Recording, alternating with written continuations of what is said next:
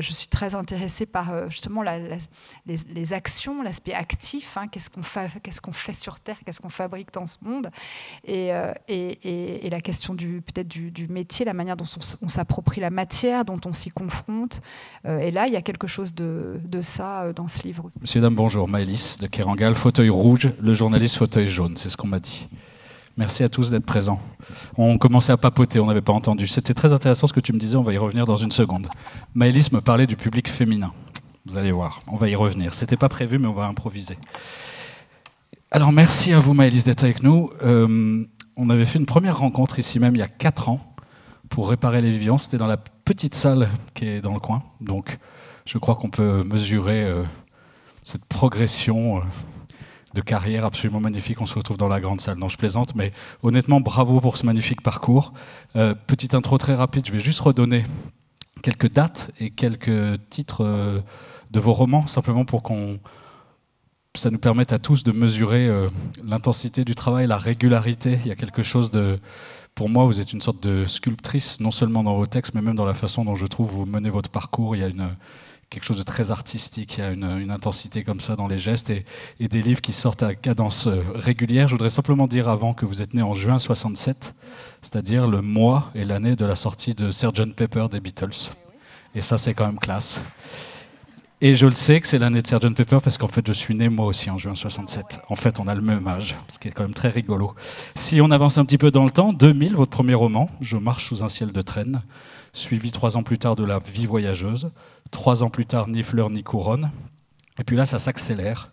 Votre roman suivant en 2007 s'appelle Dans les rapides. Et effectivement, vous rentrez dans une phase de création à la fois intense, d'une grande qualité, mais aussi rapide, avec Cornish Kennedy 1 an plus tard, Naissance d'un pont en 2010, de plus en plus de lecteurs à ce moment-là.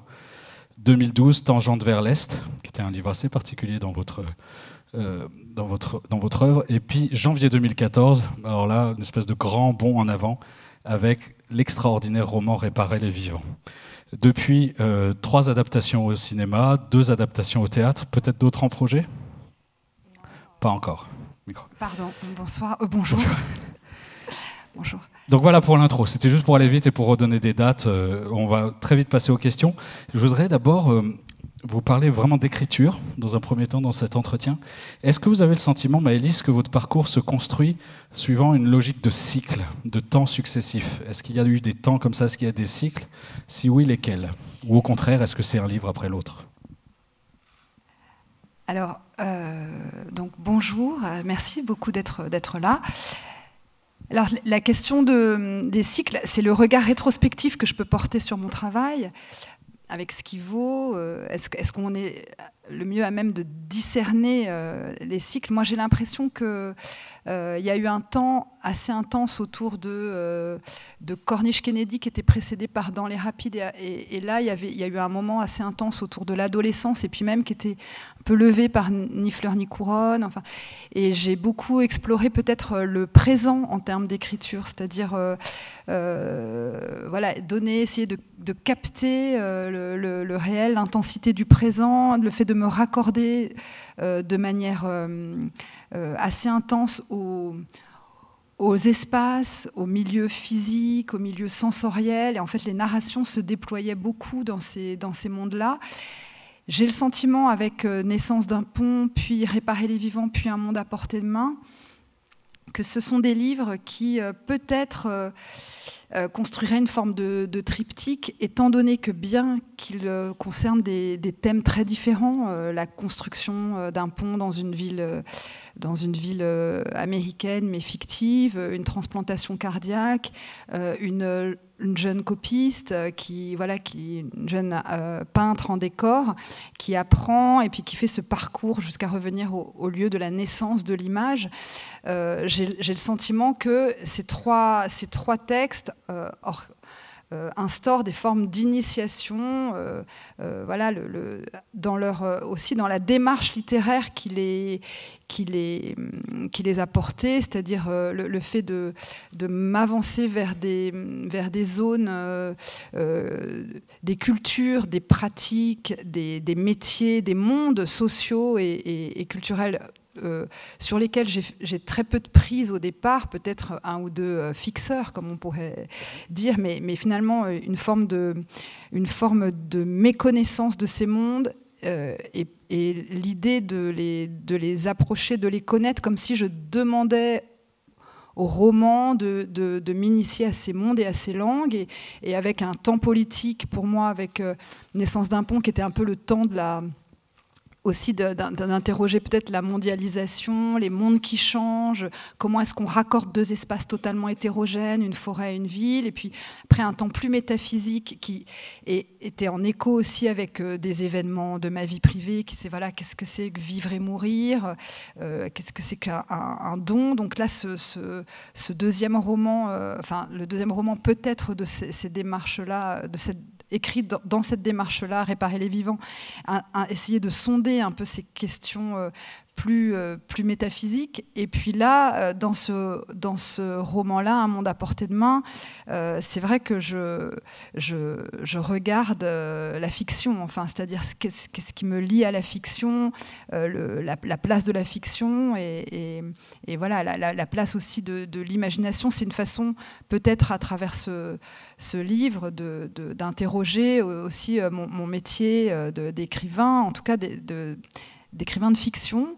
Et je pense que ce qui m'a étonnée, évidemment, depuis que je commence à en parler, c'est-à-dire que c'est vrai que dans ces moments de rencontre publique, c'est une façon aussi de mettre devant un peu ce qu'on a écrit et d'y réfléchir, et on est obligé de dire de répondre et d'en répondre. Et en répondre, c'est aussi parfois le comprendre, en tout cas dans ce temps de distance.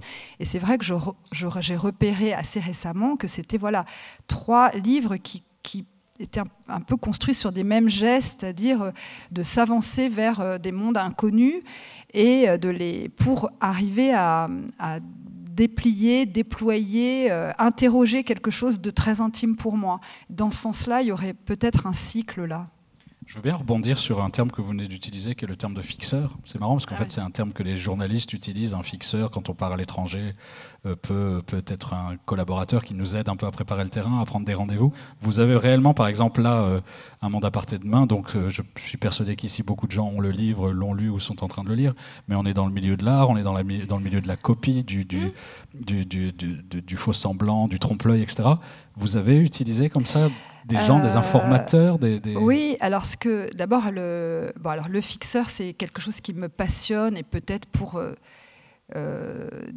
un travail à venir. Enfin, vous voyez, c'est-à-dire c'est des personnes qui sont à la fois dedans et dehors, qui possèdent justement une connaissance des milieux, et qui sont aussi des êtres de lisière, qui peuvent vous en parler. C'est aussi quelqu'un à qui, par exemple, sur les théâtres de guerre, à qui le journaliste ou le reporter va confier sa vie. Hein. C'est quand même quelqu'un avec qui on noue une relation très forte. Dans ce livre-là, en fait, c'est un livre qui est venu d'abord du désir d'écrire sur la préhistoire, qui est un désir assez ancien chez moi. J'avais commencé à y réfléchir tout de suite après Naissance d'un pont, donc ça fait presque 8 ans. Et puis j'ai reposé un peu ce projet après Tangente vers l'Est en 2012. Après, il s'est passé ce qui s'est passé, et j'ai plutôt écrit Réparer les vivants, mais en ayant à peine amorcé ce travail sur la préhistoire. Et quand je me suis dit, alors maintenant, c'est peut-être le temps de revenir vers ce monde de la préhistoire. Effectivement, je me suis dit assez vite que un moyen, d'ailleurs c'est assez étonnant, un moyen d'atteindre ce monde serait peut-être de passer par une forme de faux, qui est le roman, et qui est aussi le roman, qui est par exemple le facsimilé à ce moment-là.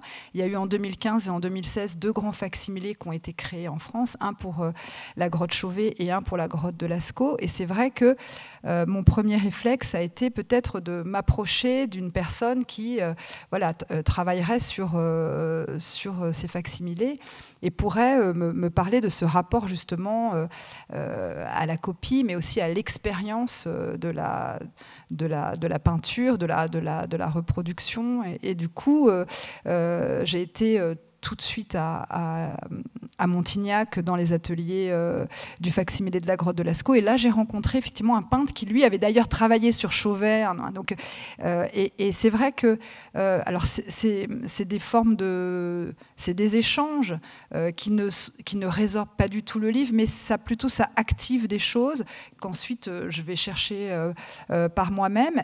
Là, en ce qui concerne ce livre, ce qui a surtout été important pour moi, c'est les personnes qui ont pu m'ouvrir certains lieux, notamment cette école. C'est l'histoire d'une jeune femme, Paula Karst, qui va devenir peintre en décor. Et pour apprendre à être peintre en décor, elle va dans cette école à Bruxelles, qui est rue du Métal. Et cette école qui existe vraiment. Et par exemple, cette école, j'ai pu y entrer. C'est une école, c'est un monde extrêmement fantastique, enfin un monde à la fois très replié et en même temps un monde qui est très ancien, puisque c'est une école qui existe depuis peut-être 130 ans maintenant, qui a assez peu bougé, et où l'on enseigne toujours l'apprentissage de la peinture, donc de faux marbre, de faux bois, de fausses matières comme l'écaille de tortue. Et voilà, par exemple ça, à Moscou, j'ai pu aussi aller dans les studios de Mosfilm, j'ai été à Cinecittà, j'ai été très intéressée par voir aussi la mise en scène de ces décors. Donc il y a tout ce travail d'enquête, c'est quasiment un travail de journaliste que vous faites quand vous allez sur place. C'est un travail, je dirais pas de journaliste, mais c'est une démarche de contact, c'est-à-dire c'est une démarche de terrain. Évidemment que je me place pas comme je me positionne pas comme une journaliste, au sens où je viens aussi glaner des climats, des visions, des mots aussi beaucoup.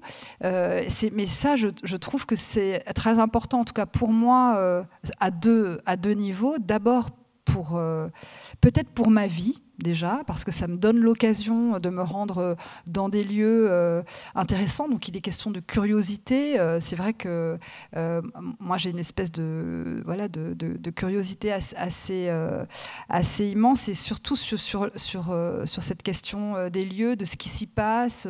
Les décors de Cinecittà, c'est quand même, et d'ailleurs ceux de Mosfilm aussi, c'était des endroits absolument fascinants. Mais le facsimilé, enfin les deux que j'ai vus à Chauvet et à Lascaux, sont des endroits assez fascinants, par exemple parce qu'il y a dans ces endroits-là la coexistence et même la collusion du monde, du spectacle, de l'illusion, les peintres, les graveurs, les sculpteurs, les scénographes, etc. Et puis celui de la science, c'est-à-dire vraiment les archéologues, les scientifiques, les ingénieurs qui mettent au point les logiciels en 3D qui permettent de scanner l'intérieur des cavités pour ensuite proposer des anamorphoses qui vont permettre justement de fraiser des matières afin de faire des moules, etc. Bon, ça, c'est des process qui me passionnent, et en fait, ces facsimilés-là, c'était des lieux assez passionnants. Et pour le coup, ce qui m'intéresse beaucoup, moi, c'est d'en rapporter aussi des langues, des mots, des formes d'expression. Et c'est vrai que je demande aussi au roman de m'entraîner vers ces mondes-là et vers ces autres langues. Pour moi, c'est très important. J'ai bien entendu et compris cette notion de triptyque qui se refermerait là, avec ce roman, Un monde à portée de main, qui est paru tout récemment. Ceci dit, moi, mon sentiment, c'est que Réparer les vivants était en fait une sorte de sprint, une course de vitesse. Il y avait un objectif à atteindre et seul cet objectif comptait. Cette fois-ci, c'est pas la même chanson du tout. Il y a un rapport au monde très différent. On est moins dans une course que dans une espèce d'une succession de temps suspendu. Ça dure sur 7 années, je crois. Et en fait, j'ai lu quelque part cette expression que je trouvais juste. On avait l'impression de lire un roman d'apprentissage, un roman sur l'apprentissage. Donc moins un sprint qu'un temps long. Est-ce que vous êtes d'accord avec cette analyse ? Oui, c'est vrai que on est vraiment dans une temporalité très différente, d'autant que Réparer les vivants, la question du temps, elle était très centrale. C'était 24 heures, il y avait cette notion d'urgence. Le stressante. Oui, oui. Et pour puis nous, lecteurs. voilà, il fallait que ça. Est-ce que ça allait Enfin, on se disait peut-être que évidemment que la transplantation allait s'accomplir, mais par ailleurs, il y avait tout ce processus qui était quand même très ramassé dans le temps, et la notion d'urgence à la fin. Pour le pont, c'était 1 année. Et là, on est sur cette durée un peu mythique de 7 années, un peu une espèce d'âge de raison. Et c'est 7 années pour apprendre, et 7 années pour peut-être rallier ce point de la naissance de l'image, hein, pour une jeune femme qui flotte beaucoup au début du livre, qui est quelqu'un au contour très imprécis. J'écris même qu'elle est assez glandeuse. On comprend qu'elle n'a que peut convoquer son corps, par exemple. Peut-être une forme de paresse flotterait autour de sa silhouette. Et puis, elle est assez magnétisée dès qu'elle passe cet entretien avec la directrice de l'école de la rue du Métal. Et elle va dans une forme de décision qui est peut-être d'ailleurs la naissance d'une vocation, au sens où les vocations, c'est souvent des appels assez radicaux. Hein. Il y a l'idée de vocaré, viens, etc. Et elle rentre chez elle et elle dit, voilà, c'est ça que je vais faire, je vais apprendre la technique de l'illusion, l'art de l'illusion. Et après, c'est vrai qu'il y a un parcours qui s'enclenche, où il y a cette première partie où on est vraiment sur un temps assez détaillé de cet apprentissage, et peut-être même un apprentissage qui est essentiellement justement très technique, l'apprentissage du geste, d'une forme de physique aussi du travail. C'est un moment assez douloureux pour elle. C'est comme un espèce de baptême du feu, elle le dit comme ça. Puis après, la seconde période du livre, qui est une période de chantier, où c'est plus la solitude, la précarité, une façon d'habiter le monde, comme ça, en recouvrant de fiction les surfaces du monde, un dessus de cheminée, un hall d'escalier, et puis voilà, la dernière partie à Lascaux. Mais c'est vrai que c'est à la fois, la première partie est vraiment l'apprentissage, mais je pense que le livre est le récit d'une initiation, c'est-à-dire de la même manière que je pouvais dire qu'il y a une dimension très initiatique dans ces 3 derniers romans, et dans celui-là qui est vraiment très explicite, c'est presque même un roman de formation au sens large. Elle se forme, le monde se forme autour d'elle, la carrière de pierre de Serfontaine, ce marbre où elle se rend avec son ami pour un peu justement avoir une expérience de contact, hein, où là je mets en scène presque ma propre pratique, l'idée d'aller sur les lieux du marbre pour peut-être pouvoir en peindre. Voilà. Et là, à ce moment-là, elle voit tout le monde qui se forme, l'histoire du monde archaïque, la formation des pierres, des socles de marbre, le dévonien, etc. Et c'est vraiment un roman du coup qui a une temporalité très active. C'est encore un roman d'action de ce point de vue-là. De fait, elle est un peu hyperactive, cette Paula. Autour d'elle, les gens travaillent beaucoup. C'est vrai que moi, j'ai toujours un regard assez... je suis très intéressée par justement les actions, l'aspect actif. Hein, qu'est-ce qu'on fait sur Terre, qu'est-ce qu'on fabrique dans ce monde, et la question peut-être du métier, la manière dont on s'approprie la matière, dont on s'y confronte. Et là, il y a quelque chose de ça dans ce livre aussi. Est-ce que vous dessinez vous-même, ou est-ce que vous avez voulu éprouver quelques-uns des gestes que vous décrivez, essayer? Non, je dessine pas du tout, et je ne peins pas. En revanche, je peux tracer des schémas sur des carnets, notamment peut-être ce qu'au cinéma on appellerait des storyboards, pour comme c'est une écriture où il y a pas mal de visualisation et une attention qui est portée au mouvement, au déplacement, aux gestes, etc. Souvent, j'ai besoin de me représenter les lieux, notamment en l'occurrence là, j'avais le plan de l'atelier de la rue du Métal avec moi, et l'appartement de la rue de Parme, voilà, j'ai aimé le dessiner, le couloir, la cuisine, etc.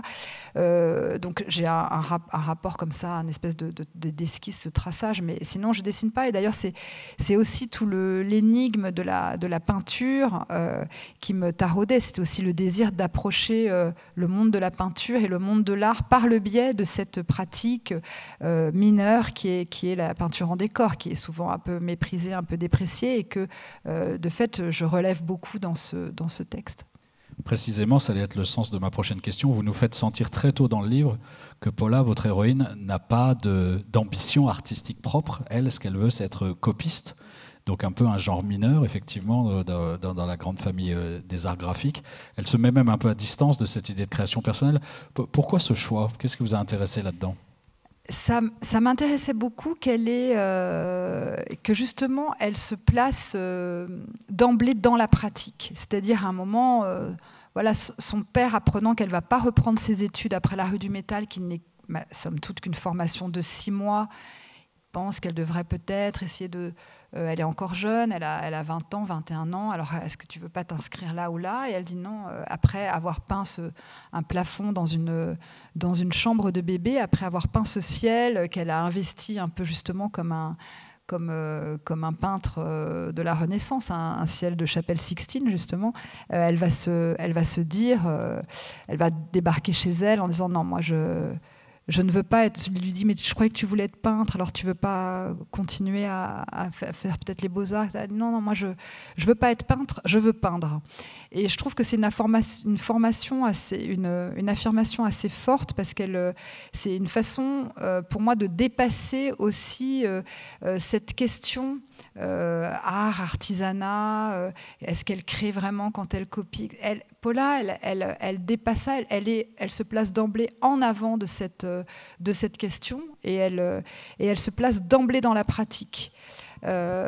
Alors que les 2 personnes qu'elle va côtoyer, qui vont devenir ses amies dans cette école, à la fois Jonas, qui est le garçon qui vient occuper cet appartement avec elle, parce que comme souvent dans toutes ces écoles, il y a des appartements qui sont loués par les étudiants, des étudiants qui ne se connaissent pas, il va venir vivre avec elle, et lui, il est très inquiet du fait d'être un artiste ou pas, d'être un créateur.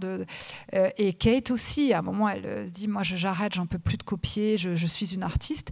Paula, elle, il y a quelque chose qui la distingue, c'est qu'elle est complètement investie dans la pratique. Cette question de statut art artisan, c'est pas trop sa question.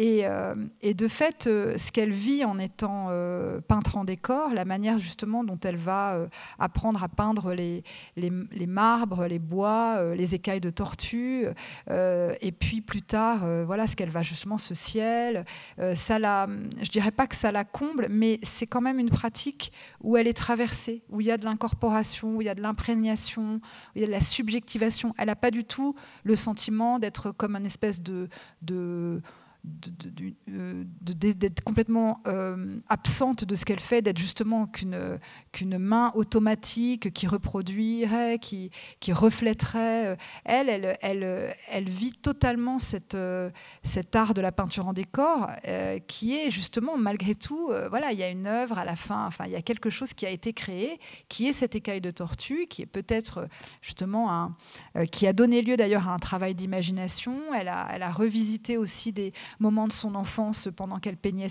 cette écaille. Enfin, ce que je veux dire, c'est qu'il y a vraiment chez elle un investissement, une mobilisation de toute sa personne dans cet art, et elle est traversée, c'est-à-dire qu'elle va connaître le monde en le reproduisant. C'est-à-dire, voilà, ce que je disais, la matière minérale, végétale, animale, tout ce qui pourrait être les matériaux qui permettent de recomposer le monde, et puis de l'habiter ensuite. Voilà, c'est ce à quoi Paula va être initiée. On a le sentiment peut-être qu'à la fin de cette espèce de sas de la rue du Métal, ce sas initiatique, elle passe un seuil. C'est un roman pour le coup de sortie d'adolescence et d'entrée dans l'âge adulte. Beaucoup moins l'adolescence est beaucoup moins regardée. Là, c'est un roman de jeunesse en fait plutôt. D'ailleurs, c'est assez différent. Elle rentre dans l'âge adulte, et là, elle va pouvoir habiter le monde précisément parce qu'elle va le connaître par ce travail du décor, de la copie. Et c'est évidemment que moi, je pensais beaucoup à ce lien que j'avais moi-même avec la fiction, que j'ai probablement moi-même, à l'adolescence, des 13-14 ans, je crois que j'ai commencé à lire pour connaître le monde, voilà, parce que ma vie ne me donnait pas accès à ce que je pouvais connaître par les livres. Et c'est vrai que Paula, c'est un peu ça aussi. Et puis après, en écrivant aussi Réparer les vivants, j'ai compris que la fiction pouvait produire du savoir. Enfin, en tout cas, qu'on pouvait avoir accès à un savoir extrêmement, peut-être même médical, scientifique, une parole quand même très sûre, très sédimentée, très fixe. Pour le coup, par la fiction, c'est vrai que ce livre précédent m'avait pas mal impressionnée. Et là, Paula, c'est ce qu'elle va comprendre. Elle va pouvoir connaître le monde parce qu'elle le peint, tout simplement. Ce qui est assez fascinant quand on vous écoute, c'est qu'on sent que vous avez passé tellement de temps avec ce personnage en amont, dans les recherches préparatoires, et puis ensuite, au moment important, décisif de l'écriture. On sent que, quand je vous écoute, j'ai l'impression que Paula existe. Vous êtes presque en train de nous parler de votre fille, Paula, ou de votre nièce, etc. Et d'ailleurs, dans tous vos romans, il y a une place, quasiment tous vos romans, il y a des vrais questionnements, une vraie affection pour les adolescents. Cette fois-ci, ce sont des adolescents devenus jeunes adultes, pour l'idée de la jeunesse. Et d'ailleurs, vous avez des jeunes gens de cet âge à la maison. Et alors voilà, est-ce que d'une certaine façon, Paula existe vraiment? Est-ce que vous avez été prendre chez des amis de vos enfants, des bribes de tout ça? Chez votre fils, peut-être? Paula, c'est un drôle de truc, un personnage de roman. Hein. Il faut quand même le redire. C'est des entités quand même assez énigmatiques et assez... effectivement assez mystérieuse.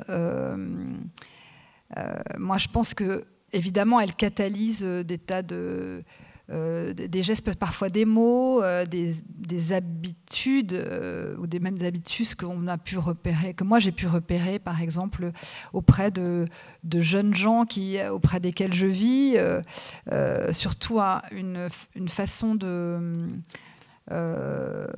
d'être ensemble,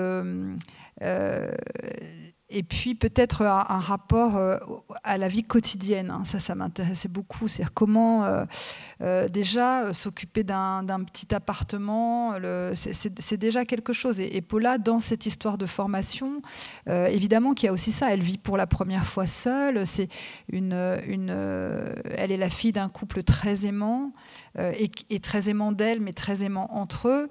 Et finalement, il faut qu'elle se décèle un peu de cette affection-là pour pouvoir aussi exister. Elle a besoin aussi de partir pour exister, et hors du regard de ses parents sur elle-même. Et puis eux deux se regardant beaucoup l'un l'autre, c'est vrai que ça lui laissait du champ.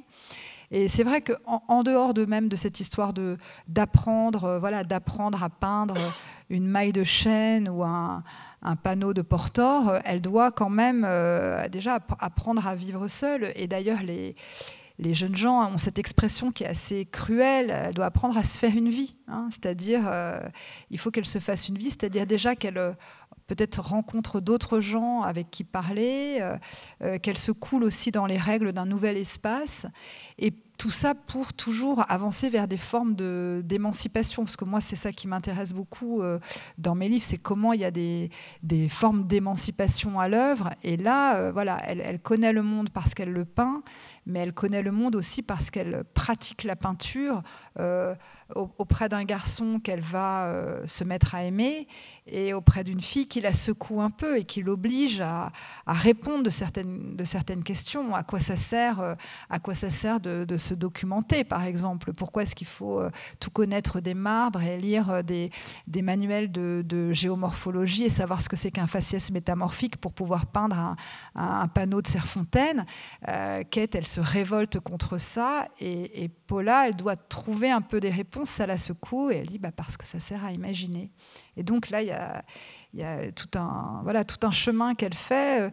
Et c'est vrai que pour ça, c'est un livre que je trouve assez assez intense, mais c'est sur une cadence qui est en continu, avec des moments quand même plus actifs, mais voilà, et des moments aussi de ralentissement où elle ressaisit un peu tout ce qui lui arrive. On n'est effectivement pas sur un rythme qui surtout va crescendo, hein.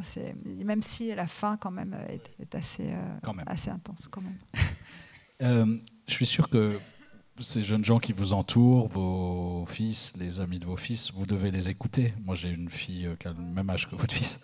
Le vocabulaire est passionnant parfois à entendre. Je ne sais pas si vous avez remarqué, les jeunes de 20, 23, 24, 25 ans, j'ai remarqué, ils disent souvent « en vrai ». Et quand ils se parlent de quelque chose, vous avez remarqué ça? C'est intéressant parce que vous parlez de copistes, on est dans l'âge de la reproduction, on est dans l'âge des fake news. Et très souvent, entre eux, s'ils ont quelque chose d'important à se dire, ils vont se dire « en vrai ». Non, mais là, je vais chez le docteur en vrai. Sous-entendu, je te raconte pas des cracks, c'est pas une photo sur Instagram où c'est en vrai. Qu'est-ce que ça vous inspire?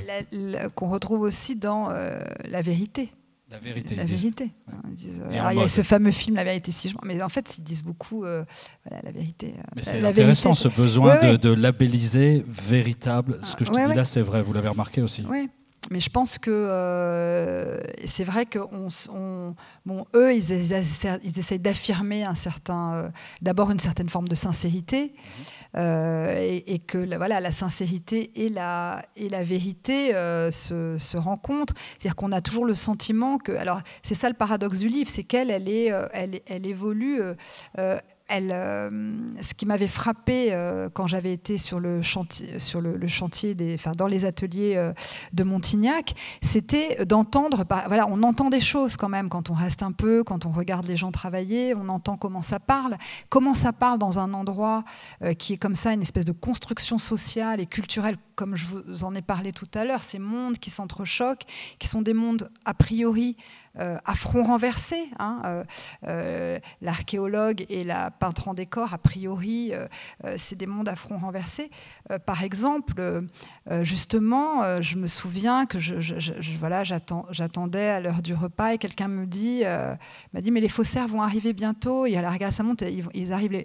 Les faussaires, par exemple. Et les faussaires, dans notre acceptation, c'est quand même voilà, il y aurait l'idée du mensonge, de quelque chose de créé pour tromper.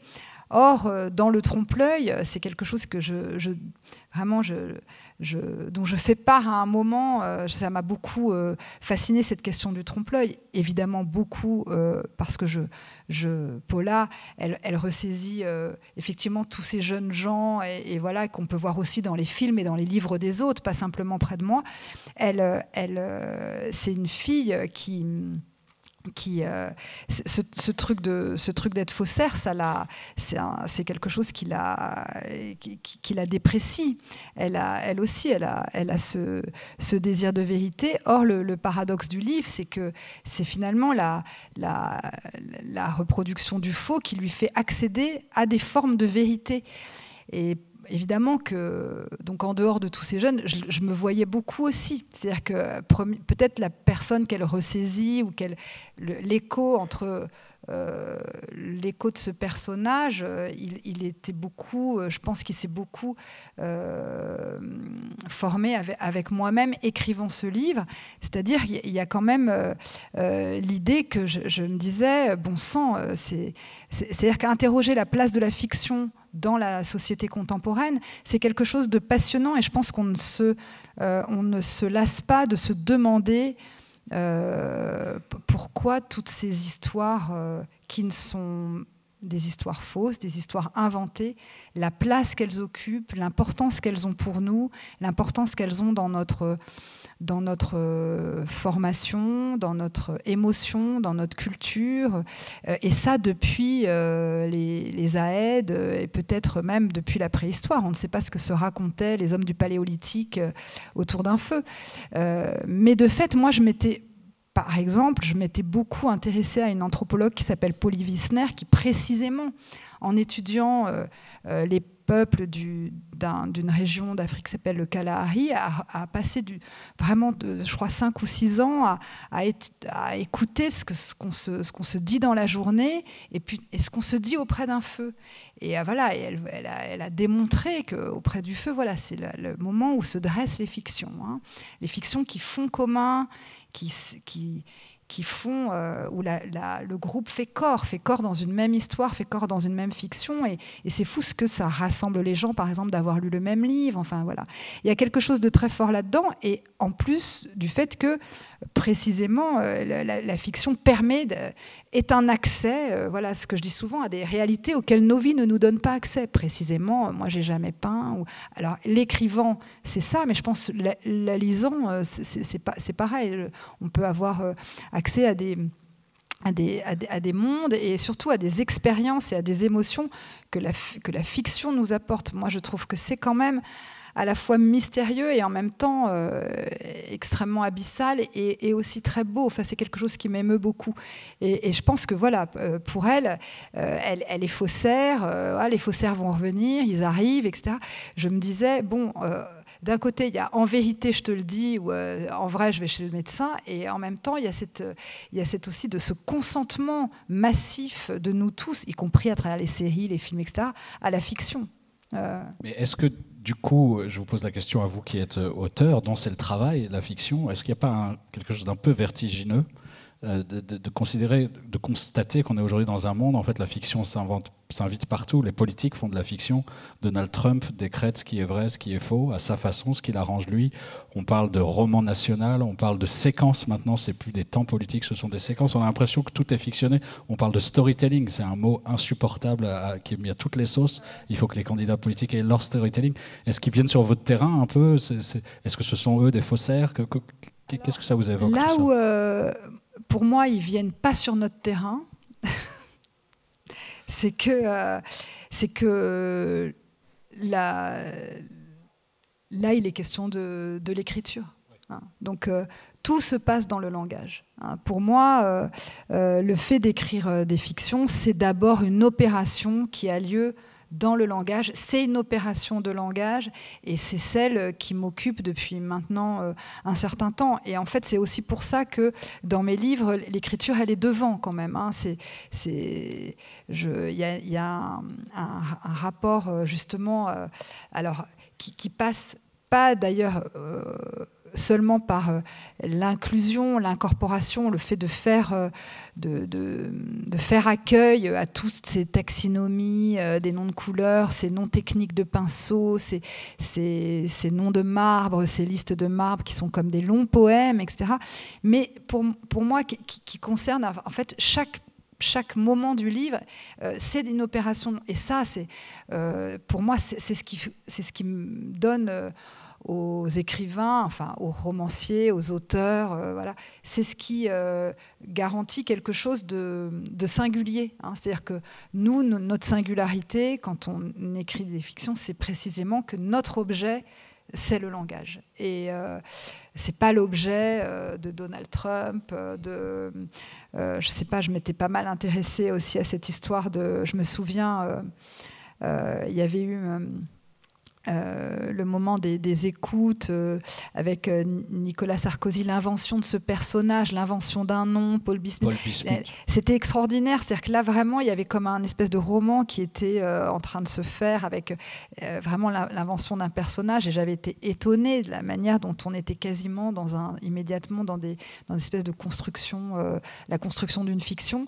Mais la fiction politique, c'est pas la même que la fiction littéraire. Moi, mon terrain, c'est vraiment la fiction littéraire, et pour le coup, il y a ces démarches de contact qui sont pour moi d'abord ce moment où, justement, pour pouvoir imaginer, il y a ce rapport, cette articulation entre l'imagination et la documentation.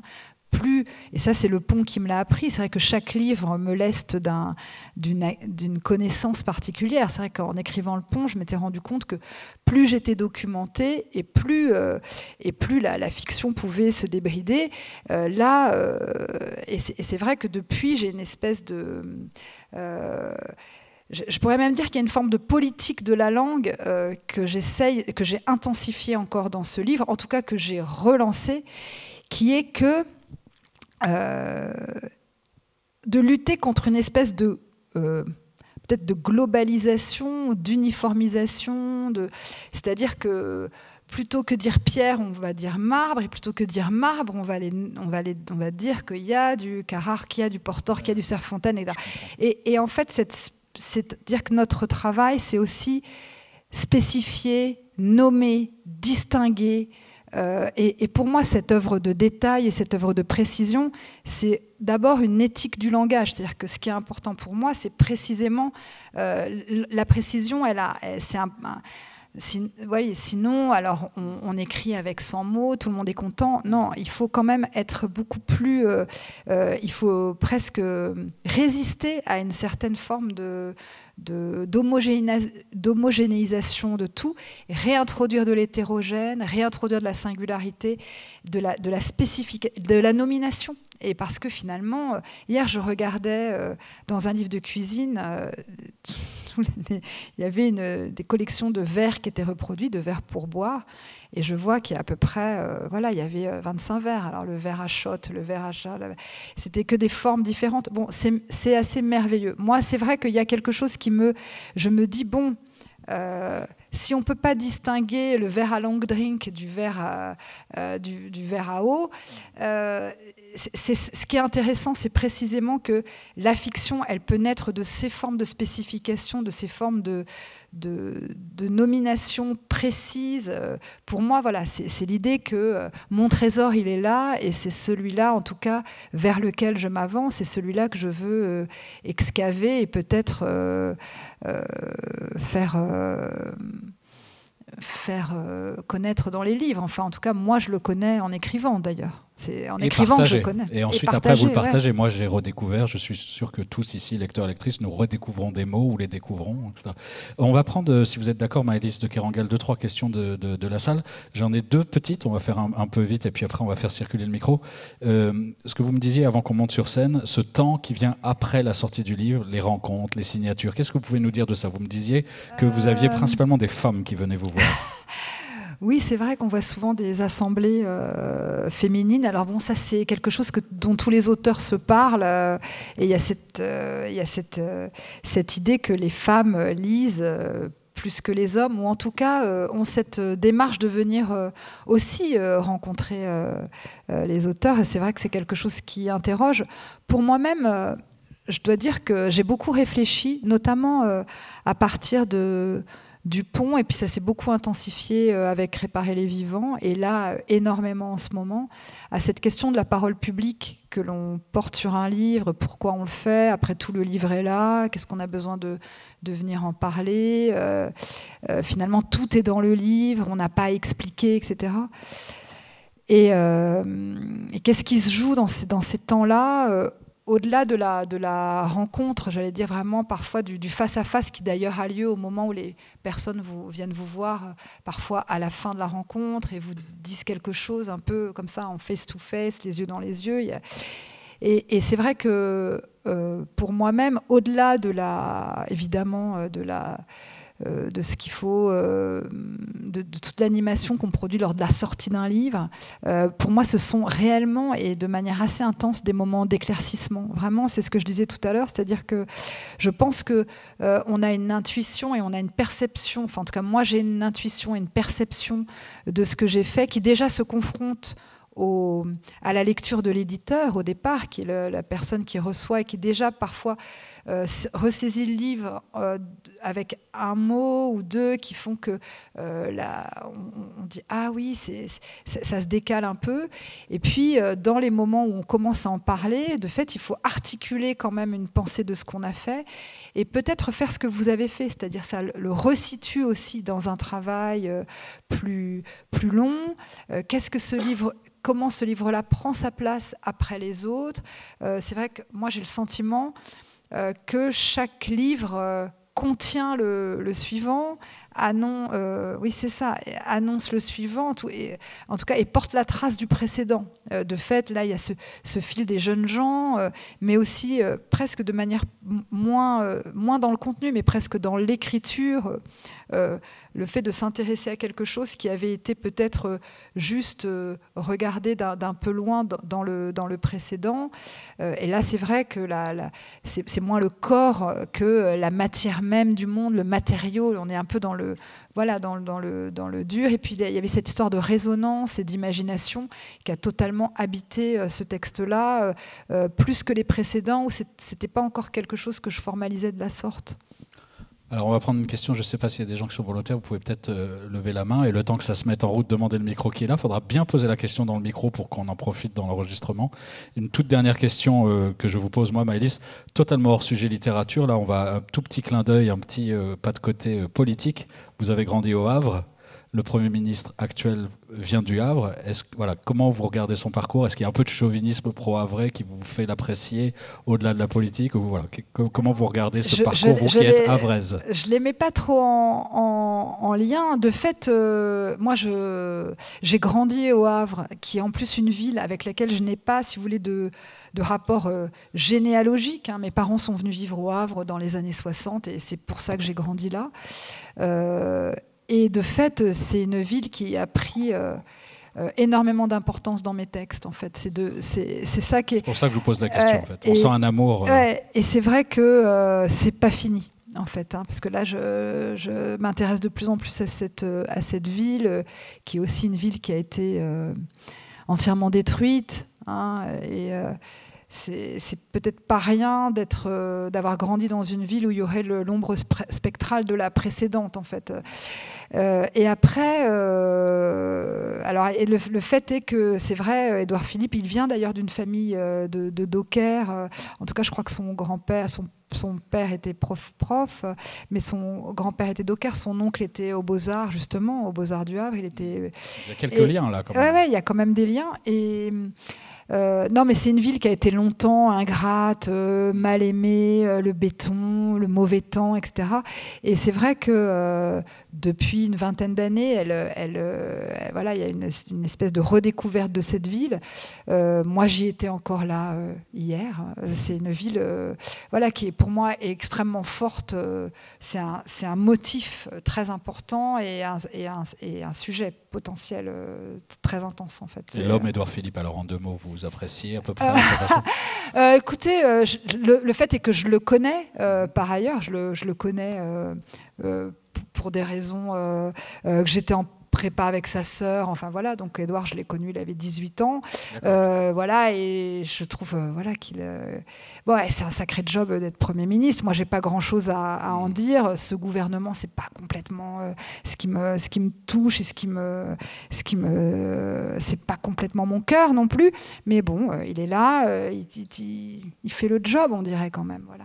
Allez, question de la salle. Qui veut poser une question? Madame. Bonjour, madame. J'ai eu l'occasion d'échanger d'une façon passionnante d'ailleurs avec David Lopez, qui a travaillé avec vous. Et donc il expliquait qu'il avait développé dans Fief des thèmes qu'il ne pensait pas développer au départ.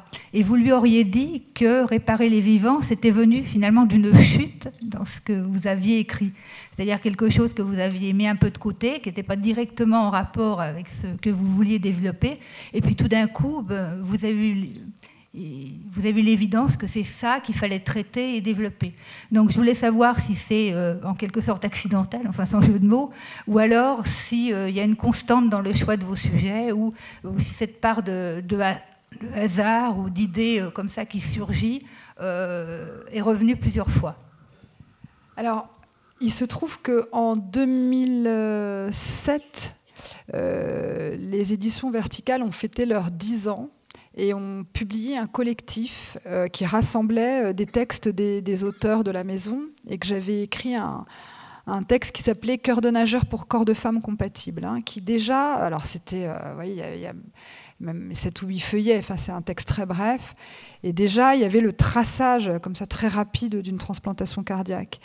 Et puis voilà, je fais ce texte, je l'ai écrit, donc voilà, il est publié dans ce recueil. Et puis après, il y a eu Le Pont, il y a eu Tangente, etc. Et c'est vrai que je m'attendais vraiment à travailler autour de Lascaux. En fait, autour de la préhistoire, mais la préhistoire par le prisme du légendaire, et notamment la légende de l'invention de Lascaux, qui est quelque chose avec lequel j'ai en plus des liens familiaux, parce qu'il y aurait dans ma famille, mon père aurait vu Lascaux petit, avant que ce soit ouvert en 48. Et donc il y a une légende, vous voyez, de ceux qu'on... C'est comme l'homme qui a vu l'ours. Bon, là, avoir vu Lascaux avant 63, voilà, c'était intéressant. Et en plus, il y a ce monde de la préhistoire.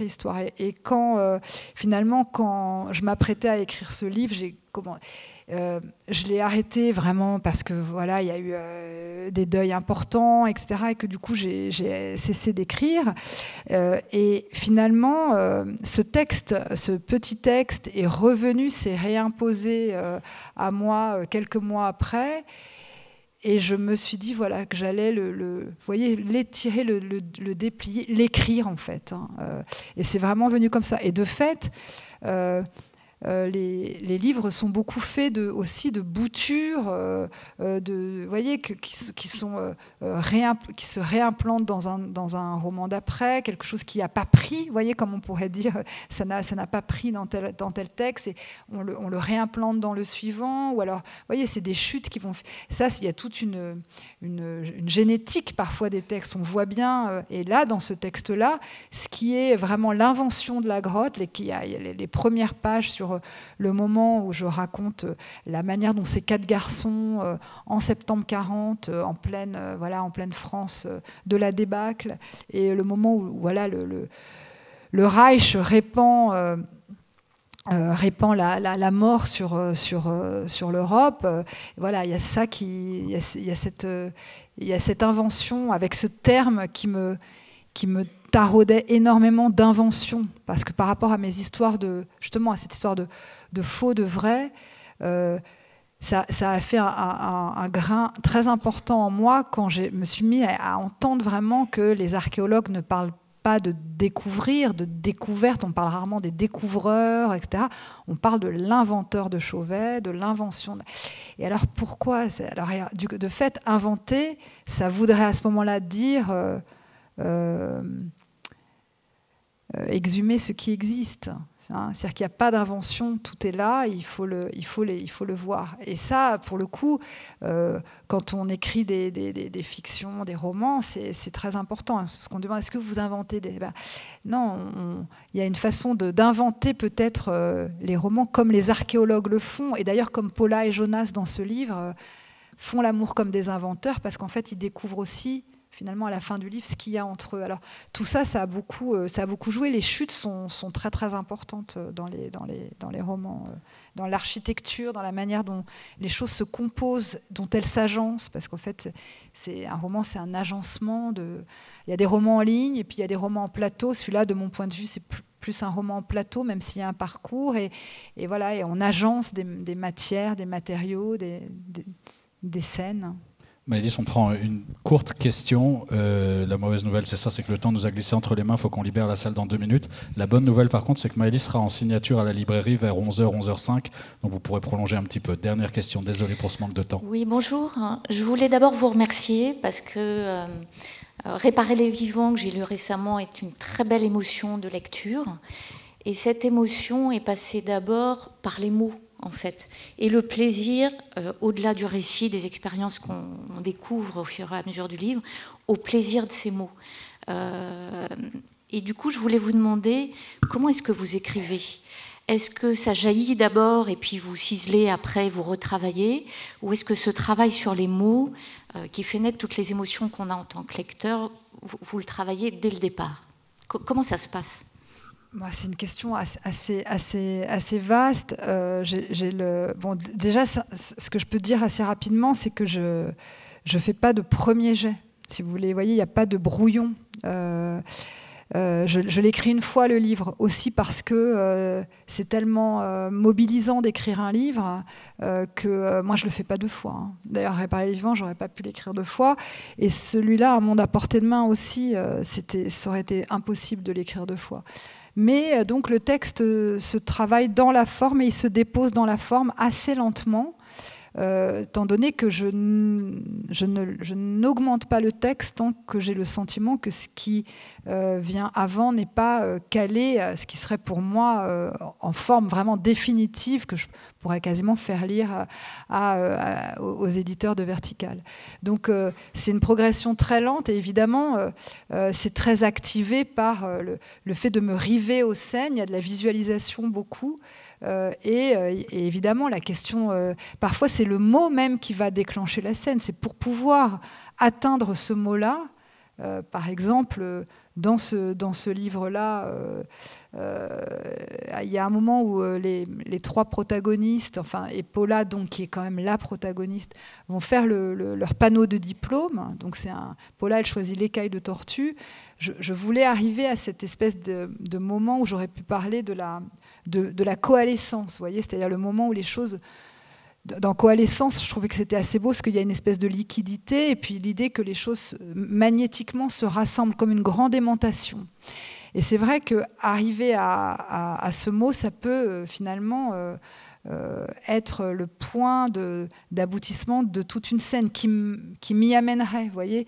Et c'est ce mot-là que je veux atteindre et donc il faut instaurer finalement ce moment de présent, du présent de la peinture, du présent du geste, de l'expérience, pour arriver peut-être à employer ce mot, qui est un mot un peu savant, du coup un peu délicat, mais en même temps qui dit tellement exactement ce moment où les images vont rallier sa peinture et les images qui sont dans sa tête vont rallier sa main. Vous voyez, je procède comme ça, entre autres. Je suis obligé de vous couper, on doit rendre la salle. Merci énormément, Maëlys de Kerangal. Rendez-vous dans quelques minutes à la librairie. Merci.